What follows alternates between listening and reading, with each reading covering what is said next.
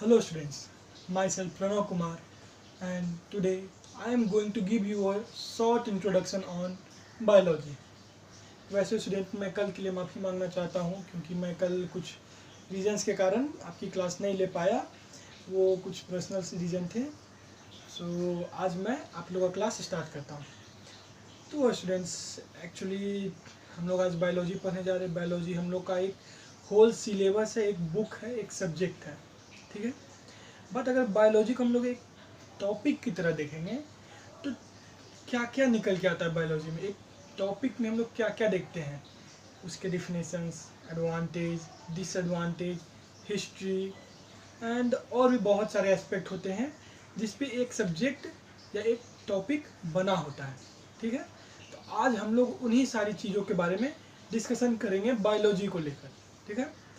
तो स्टूडेंट जैसा आप लोग के जानते हैं कि हम लोग एक यूनिवर्स में रहते हैं जहाँ बहुत सारे स्टार्स हैं, गैलेक्सीज हैं, प्लैनेट्स हैं और उन्हीं में से एक प्लैनेट है हमारा अर्थ।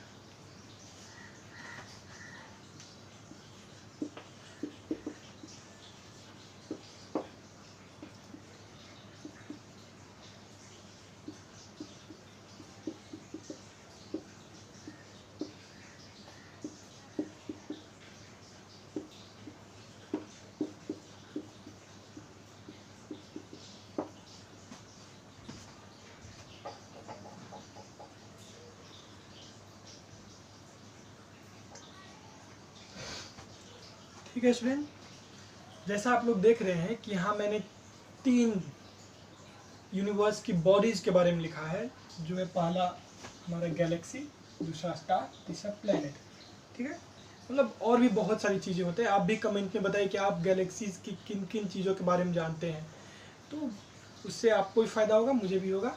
ये 3 चीज़ें हैं जो नॉर्मली हम लोग सुनते हैं या जानते भी हैं, ठीक है। तो उन्हीं में से प्लैनेट, हमारा अर्थ भी एक प्लैनेट है, ठीक है। तो अर्थ की सबसे खास बात यह है कि अर्थ पे लाइफ है। Earth have life, life exist on earth, ये सबसे अच्छी बात है। और बायोलॉजी भी लाइफ से ही इंटरकनेक्टेड है, इसीलिए हम लोग अर्थ की बात किए, हम लोग यूनिवर्स की बात किए, क्योंकि हम इसकी ओरिजिन जान रहे थे कि कहाँ से आया है बायोलॉजी, ठीक है। तो हमारा प्लेनेट हो गया अर्थ और इसके पास हो गया लाइफ, ठीक है स्टूडेंट्स। जैसा कि आप देख रहे हैं कि हमारा अर्थ है, प्लेनेट में अर्थ हो गया, वहाँ लाइफ है। तो असल में बायोलॉजी में हम लोग लाइफ के बारे में पढ़ते हैं। एक्चुअली में लाइफ क्या होता है, लाइफ कहाँ से आया, क्यों हुआ, ये सारी बातें हमें बायोलॉजी में पढ़ने के लिए मिलती हैं। लाइफ का ट्रांसफॉर्मेशन कैसे हुआ, इवोल्यूशन कैसे हुआ, हम खा कैसे सकते हैं, सोते कैसे हैं, हम बीमार क्यों पड़ते हैं, हम ठीक कैसे होते हैं, वो सारी चीज़ें हमें बायोलॉजी में पढ़ने के लिए मिलेंगी।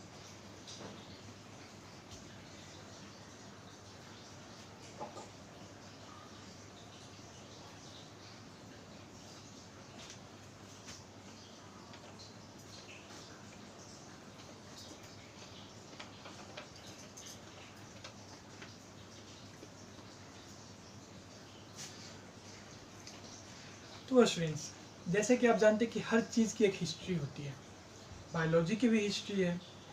बायोलॉजी के father, the father of biology हम लोग एरिस्टोटल को कहते हैं, जिन्हें हिंदी में हम लोग अरस्तु भी कहते हैं।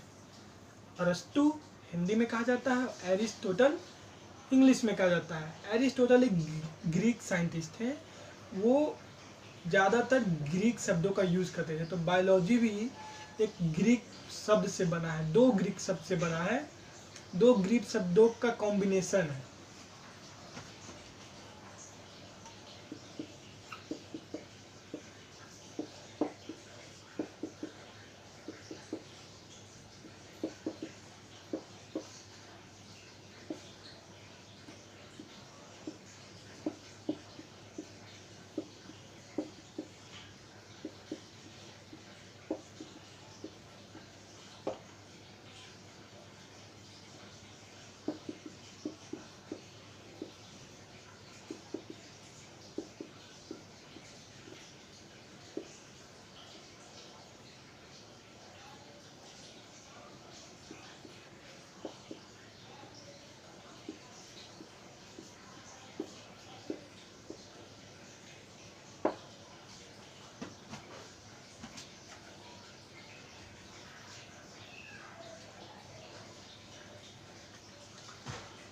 जैसा कि स्टूडेंट्स आप लोग ने देखा बोर्ड पे लिखा हुआ है कि biology is made from two Greek words. पहला है हमारा बायोस और दूसरा है लोगोस। ये दोनों ग्रीक वर्ड्स हैं और उन्हें बायो और लॉजी, ठीक है, इस दोनों ही हमारे ग्रीक वर्ड्स हैं। बायोस या बायो का मतलब होता है लाइफ, ग्रीक में उन्हें लाइफ कहा जाता है। और लॉजी और लोगोस मीन्स होता है टू स्टडी या मतलब कि उनके बारे में अध्ययन करना।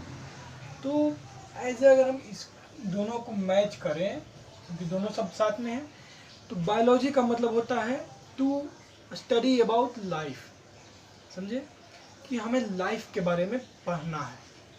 तो ये हमारा बायोलॉजी के बारे में एक सिंपल डेफिनेशन कर सकते हैं।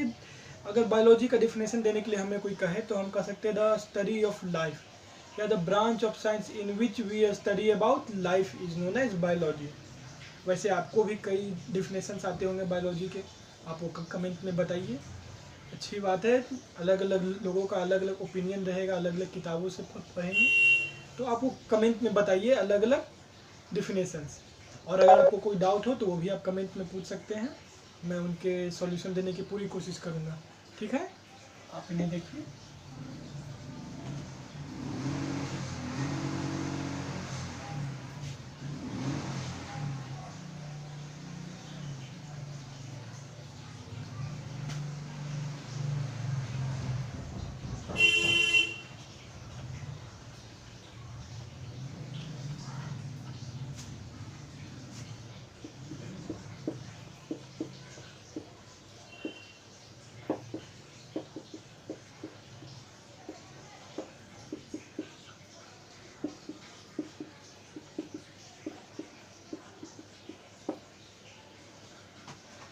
जैसा मैंने कि आपको पहले ही बताया था कि फादर ऑफ बायोलॉजी हम लोग एरिस्टोटल को कहते हैं। उन्हें हिंदी में अरस्तु भी कहा जाता है। दोनों अलग अलग शब्द सुनने में लगते हैं, बट दोनों है एक ही इंसान। लोग अक्सर कंफ्यूज रहते हैं। इंग्लिश में उन्हें एरिस्टोटल कहा जाता है और हिंदी में उन्हें अरस्तु कहा जाता है।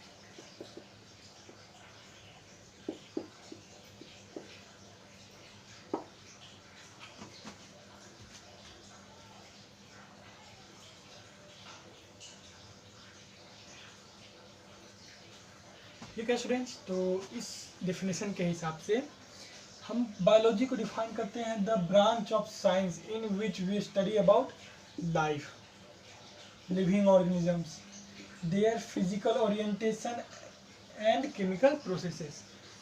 मतलब कि साइंस का वो ब्रांच जिसमें हम लोग लाइफ के बारे में पढ़ते हैं, लिविंग ऑर्गेनिजम्स के बारे में पढ़ते हैं, लिविंग ऑर्गेनिजम्स के फिजिकल ओरिएंटेशन मतलब क्या है, कैसा उनका शेप, साइज, कलर, मतलब वो फिजिकली दिखने में कैसे लगते हैं। वो केमिकल प्रोसेस मतलब उनके अंदर कौन कौन से केमिकल प्रोसेस होते हैं जिसमें मेटाबॉलिज्म आता है, ग्रोथ आता है, उनके डाइजेशन वगैरह हर चीज़ जो जो केमिकली हो सकता है, वो सब चीज़ों के बारे में हम लोग बायोलॉजी में पढ़ते हैं। ये एक सिंपल डेफिनेशन है। आप अपने अपने डेफिनेशन कमेंट में लिखिए, मैं उनको भी पढ़ूंगा। ठीक है, ये एक बायोलॉजी का सिंपल डेफिनेशन है।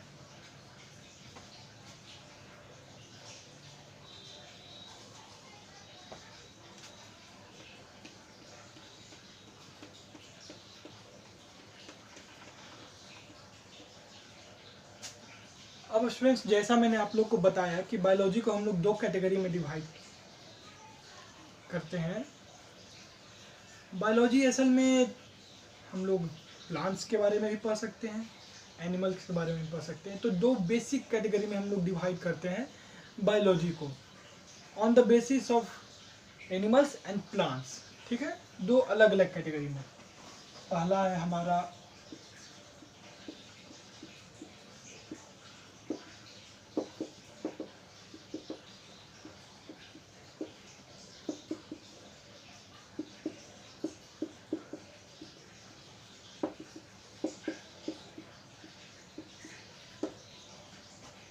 ठीक है स्टूडेंट्स, तो हम लोग बायोलॉजी को दो पार्ट में डिवाइड किए। बेसिक ऐसे तो बहुत सारे पार्ट्स होते हैं, बहुत सारे इन लोग के अलग अलग रिसोर्सेज हैं, बट मेनली दो है, एक जूलॉजी, दूसरा है बॉटनी।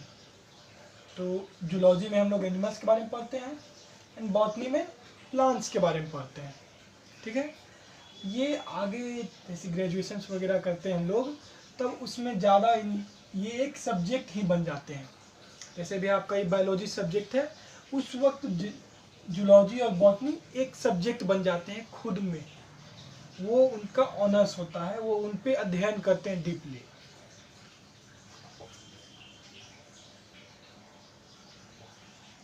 तो इन दोनों का फायदा हमें क्या होता है कि सिंपली जूलॉजी में हम लोग सिर्फ एनिमल्स के बारे में पढ़ते हैं, एनिमल्स के सराउंडिंग के बारे में, एनिमल्स में जितने केमिकल प्रोसेस होते हैं, उनके फिजिकल ओरिएंटेशंस होते हैं, उसके बारे में पढ़ते हैं। बॉटनी में हम लोग प्लांट्स के बारे में पढ़ते हैं। पहले कहा जाता था कि प्लांट्स में लाइफ नहीं होता है, पहले के साइंटिस्ट ऐसा मानते थे, क्योंकि सिंपली हम लोग अगर एक सिंपल डेफिनेशन दिए थे बायोलॉजी का, लाइफ का, कि लाइफ मतलब क्या होता है, जो ग्रो करे, जिसमें केमिकल प्रोसेस हो।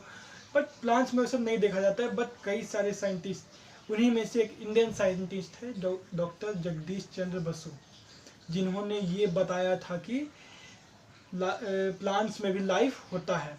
तो वो एक इंडियन साइंटिस्ट थे जिन्होंने ये ऐसा प्रूव किया था। तो बॉटनी भी हम लोग बायोलॉजी का एक बहुत ही अहम हिस्सा है।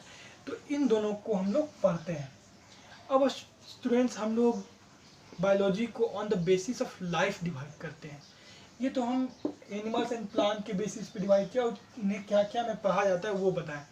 अब on the basis of life, कि लाइफ कैसे कैसे एग्जिस्ट करता है, तो उसमें दो आते हैं।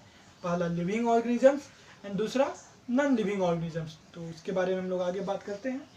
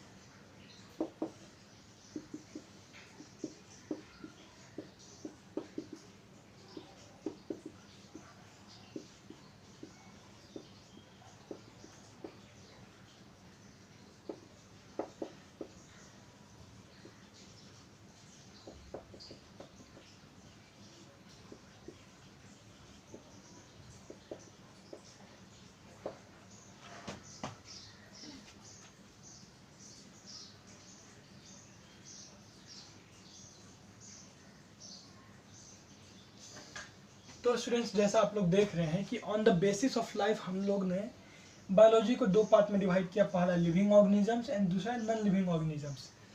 अब इससे हमें फ़ायदा क्या होता है? तो इससे फ़ायदा ये होता है कि जो प्रोसेसेस होते हैं, उन हम बायोलॉजी को डिवाइड करके पढ़ना आसान हो जाता है।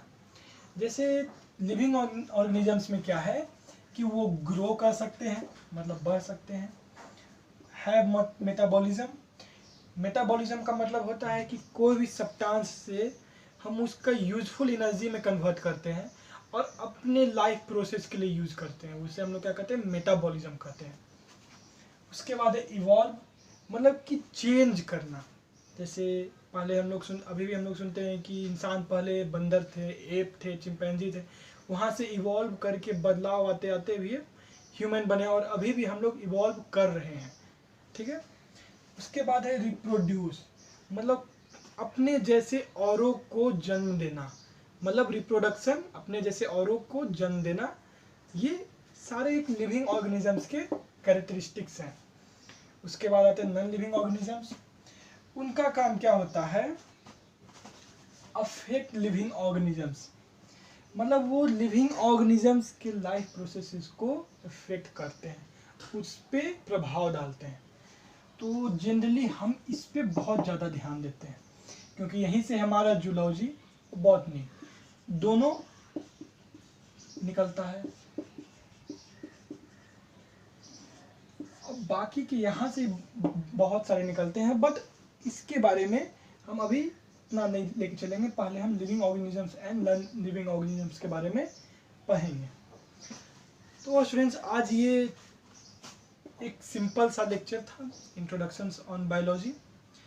मैं कोशिश करूँगा कि मैं आपके सारे से सारे प्रॉब्लम सॉल्व कर सकूँ। जो जो आपको समझ में आता हो आप उन्हें कमेंट कीजिए, और मैं अपनी पूरी कोशिश करूँगा कि आपको सिलेबस के अनुसार हर चीज़ बता सकूँ जो जो मैं जानता हूँ और मैं खुद आपको समझा सकूँ।